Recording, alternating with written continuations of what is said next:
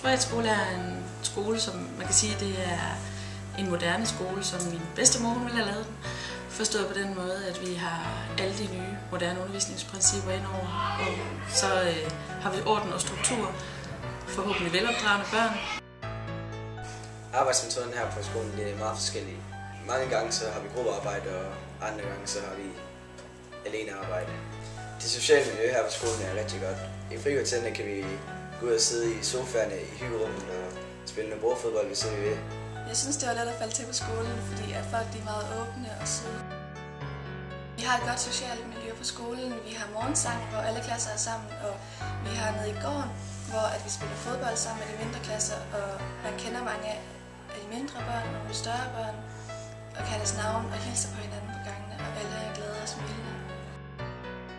I min undervisning der lægger jeg vægt på, at vi skal have et højt læringsniveau, at alle skulle kunne være med. Jeg lægger meget vægt på, at alle elever skal udfordres. Ikke bare de, altså at få de svage elever med, men få alle elever med op på et højere plan. Vi forventer jo, at når vores børn kommer ud fra skolen, så er de hele mennesker, forstået sådan, at vi både gerne vil lære dem, hvordan man skal være som menneske, og så selvfølgelig, at de har en god, stor portion faglig viden. Fordi vi er så lille en skole, er fællesskabet rigtig stærkt her, så vi ser hvert enkelt barn, både fagligt og socialt, noget mere, end man måske gør mange andre steder. Her på skolen har vi sådan en ordning, hvor vi får frugt 3 gange om ugen. Frugten er frisk, og det smager rigtig godt. Her på skolen går de meget ind for, at vi er sunde. Skolen har levet op til mine forventninger. Jeg har lært rigtig meget på den her skole. Arbejdsweekend på Aarhus Privatskole går ud på, at der er en hel masse forskellige ting, vi finder ud af, der skal laves hen over året.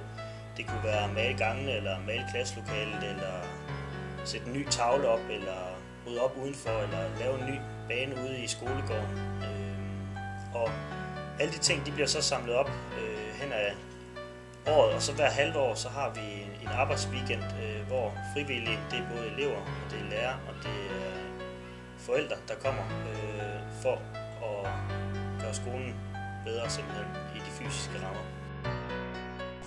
Hvis jeg skal beskrive skolen med 3 ord, så må det være noget med nærhed, høj faglighed og glæde.